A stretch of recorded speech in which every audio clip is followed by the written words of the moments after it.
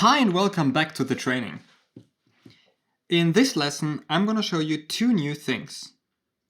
First, the so-called dust and scratches filter that will help you to remove small dust particles quite easily and super fast. The second thing I'm going to show you is masks, because we're going to mask this filter back in. But first things first, let's have a look at the dust and scratches filter. Before we do this, go into the layers panel, select the upper layer, which is our group of the image we've edited previously, and say merge visible again. Now go to the filters menu, go to the filter selection and choose noise. Now zoom into the image and have a look at her feet. And as you can see, there is quite a lot of dust going on here. Okay, go back into the filter menu. We are still in the noise menu and select dust and scratches.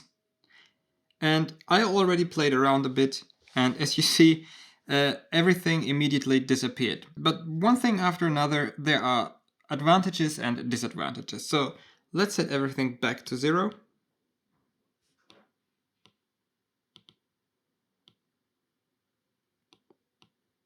Okay. The dust and scratches filter works with, well, smudging the image. So it works with softening, and it works with a so-called tolerance. With the radius, the pixel radius, you choose how big the radius of the softening is. And with the tolerance radius, you choose how big the pixels have to be, or how big the dust particles have to be before the filter kicks in. So let's have a look for a moment. The problem with this filter is, or with most people that are using this filter, is they're only using the radius thing without having an idea what they are doing. And if you crank this quite a lot up, your image ends as crap, like this. And well, this is not really what we want. So let's bring this down to about 17 pixels, or even less. Let's see. Until the white spots disappear. You see, let the small white spots disappear, and that's it. Okay. Now, one point to keep in mind with this filter is it works, as I've already mentioned, great with color images and with images where there's a lot of contrast between the dust and the image, which here is the case. But this filter also has some disadvantages. For example, it is super strongly attacking the highlights. And you will now see that when we bring in the tolerance slider, that we reintroduce some of the dust particles, while we have to also rise up the radius slider, and we're going to destroy some of the highlights. But we're going to use a mask later on to solve this problem. Okay, let's slide the tolerance slider to the right, since I do not want this filter to smudge my grain, the grain of my image, because grain simply belongs to an analog image. Now slide the tolerance slider to the left until our grain is reintroduced. Okay, now use the split tool to check if the grain is still okay, or if we destroyed it a lot. No, we didn't destroy the grain at all. That's great. And also, I'm super fascinated, since I thought that there would be lots of dust coming back, but to me it seems it works quite well. Now, that's great. Hit apply. Now go to your layers panel, select this pixel layer and rename it to dust and scratches, or D and S, or something like this. I just call it D and S to make it short, and go back to your layers panel. The next thing we're going to do is we hit the plus button and choose empty mask layer. What is a mask? A mask basically does the following thing. A mask either makes your image visible or invisible. If you create an empty mask layer, then it simply is a mask layer filled with black color, which means that the image that you have selected and created the mask on is invisible. You can then use a white brush to paint back in the image. And vice versa, you can of course choose a white mask to have everything visible and just paint out parts of the image that you do not want to see with a black brush. For those of you that already know what a mask is, this of course is super boring now, but I just wanted to explain it really quickly for those of you that maybe have never used a mask before. Okay, we use empty mask layer. Great. Now let's zoom out for a moment. And now you can see that all the imperfections and the dust particles are reintroduced, but that's absolutely okay, since we do not want to remove all of the particles with this method. But first things first, let's start with painting back in the filter and removing the particles. Therefore, we do the following thing. We choose the brush tool, making white our foreground color, making sure our opacity is 100%, the hardness is 0%, and use a medium width, just like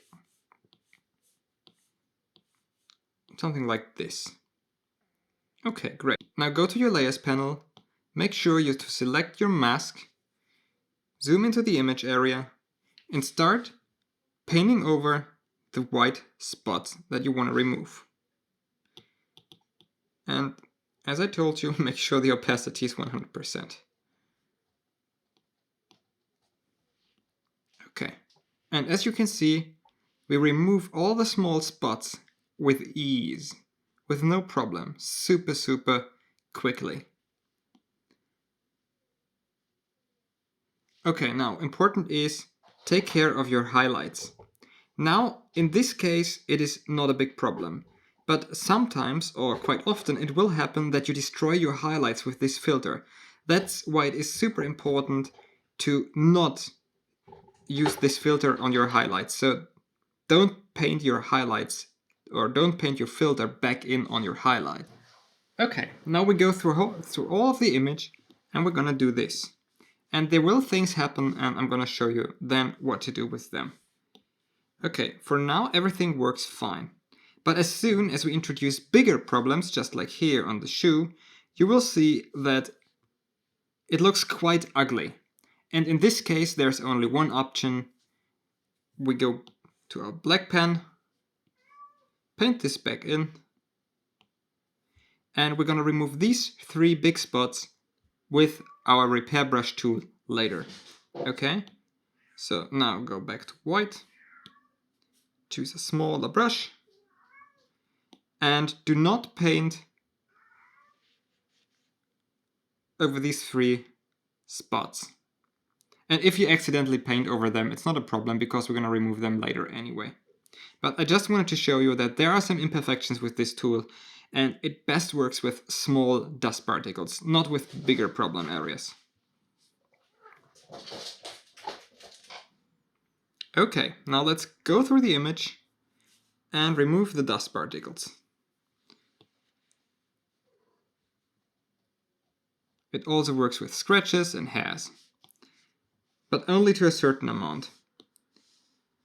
As you can see here, and as I already told you, we have light dust particles on a light white background, and this simply doesn't work no matter on how often I go over them, okay? We have to remove those things by hand later. But here, where we have lots of contrast again, things work fine.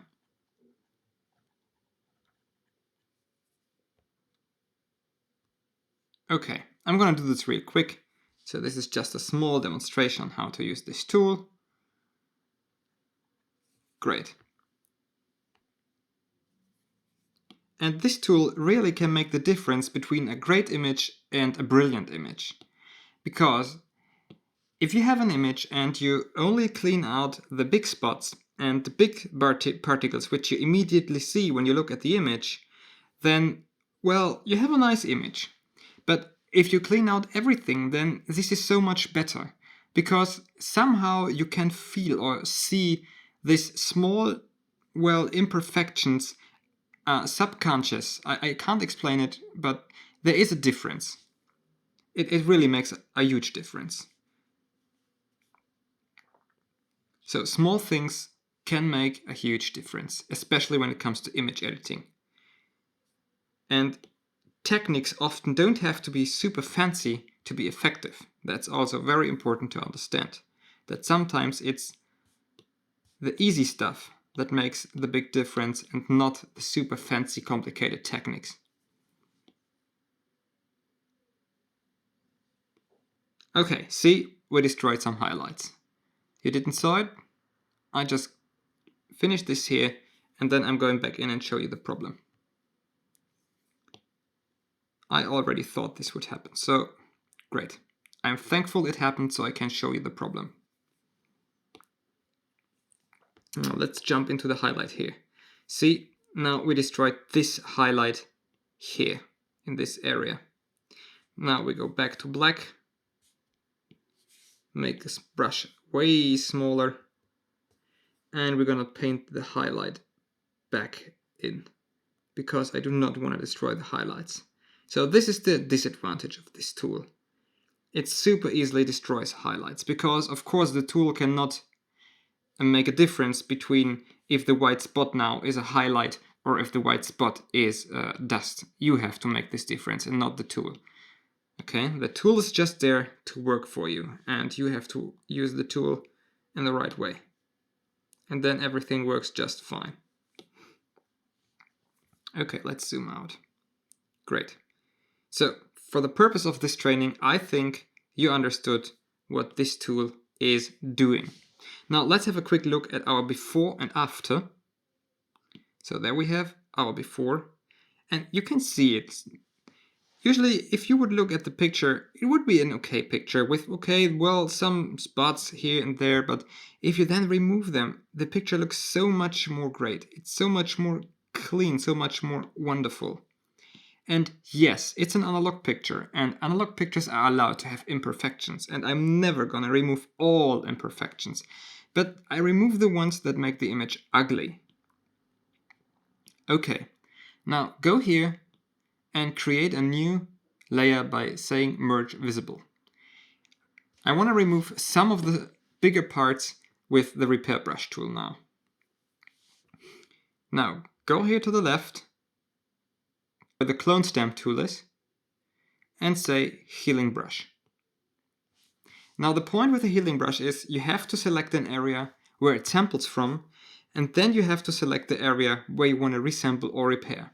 To select an area, put one finger onto your screen until this little circle pops up, and then simply push with your pen on where you want to remove, where you want to sample from.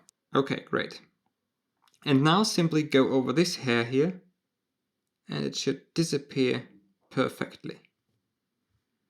Now, due to the blue circle here, I'm making some things wrong because I don't perfectly see what I'm doing, but I try to make it super nice for you. Great. We do the same with the black parts here, and it's best to sample out of the same area so things look great. Okay, and over here, when I was flipping through the image, I was seeing there was some bigger dust parts again. And here we have the same problem. It's white against white.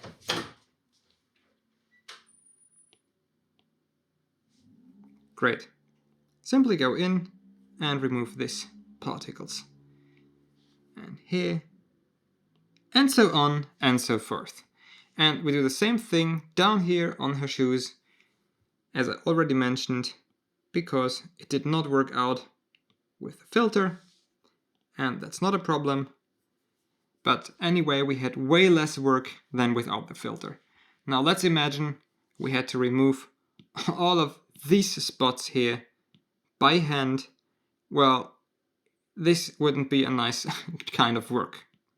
So I'm super thankful that this filter exists. Cool, great. So that's it for this lesson. What have we done?